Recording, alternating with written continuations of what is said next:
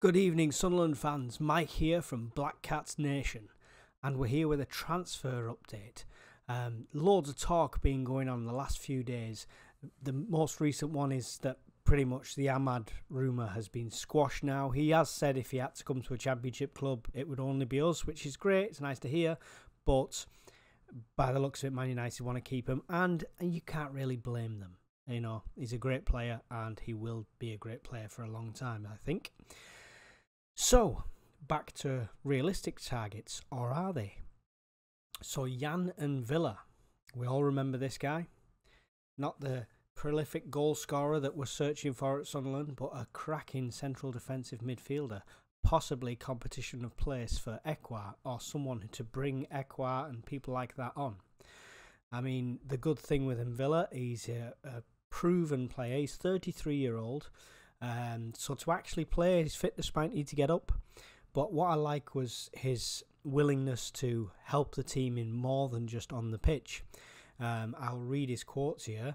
He said, "There's only one club for which I would have agreed to return to the lower division, and it's Sunderland, to help them return to the Premier League.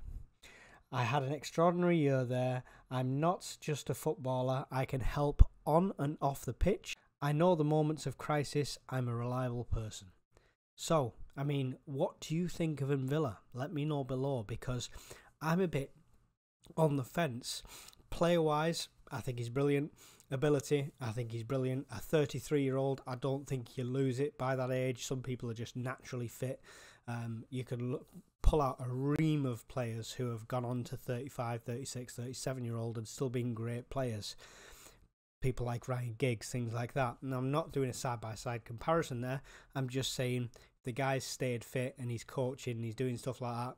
Why not? So if we can afford it, if we can do it, if we can pay him what he wants, I would definitely get him in. If nothing else, for the experience in the back room, on the training pitch, a massive morale boost for the lads.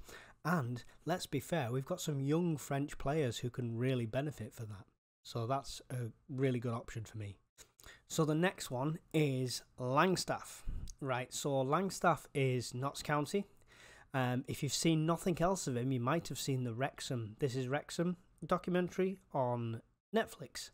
Obviously, they've had all the coverage because of Ryan Reynolds and stuff, but one of their main rivals was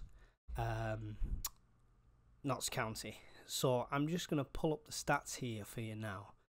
In his last year, 2022 to 2023, in the National League, now this was where they absolutely stormed the league, and it was them and Wrexham at the top all the way through. In 45 appearances, he scored 41 goals and 6 assists, right? And I'll be honest with you, I know the standard's massively different, but it's not an easy league. It's not an easy league to get out of, and many teams have shown us that. And then into League Two, he's had 27 games in League Two, and he's scored 20 goals and got 3 assists. I mean, that is an instant step up in division, and he's not stopped performing. He's 27, I think, now, I believe. I'm paraphrasing that. If he's older or younger, I apologise, but I think he's like 27 or thereabouts. He's not too old for anything. He has always been at lower league clubs. Now, that might be a worry for a lot of people, but what's very interesting is, again, look at track records. Jamie Vardy didn't reach the championship until he was 25-year-old. So, I mean, you never know. It's worth a punt. You could have the next Jamie Vardy, as it were. But I think Langstaff is definitely worth the investment. Now, I believe he's got to choose between us, Derby and Wrexham. If I think about this logically, I think we're a better option than Derby because we're a bigger club in general, better fan base, so on and so forth. And then obviously Wrexham's got the Ryan Reynolds effect, and I know they've got TV crews all there and all that, so there's a lot of fame and fortune that goes alongside that. But he has been a bitter rival of Wrexham for a very long time, so that might play a part in what he's thinking. He has quickly learned he needs to go through his Twitter and delete old tweets though, because as always, somebody's found something from 2013, 2014, and it's this lot right here. So, I mean, you can see there, these are tweets from all over the place, 2012 and 2013. And he said, Sunderland associate, We hate Sunderland, yes.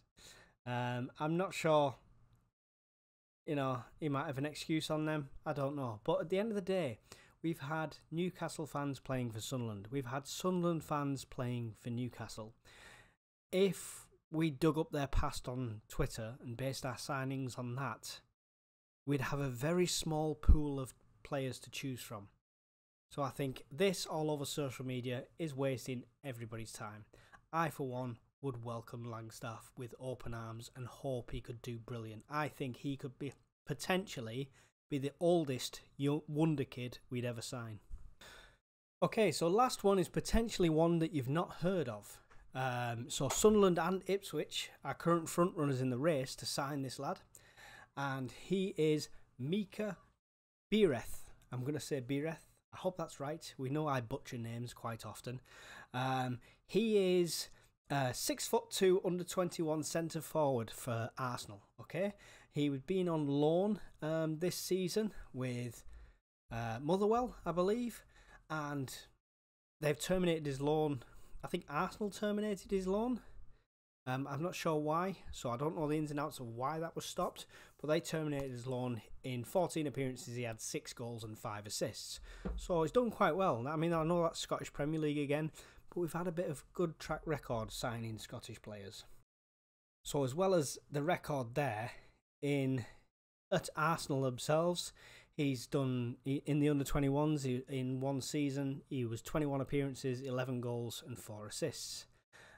So, I mean, he's a young lad. He's 20-year-old. He's 6'2".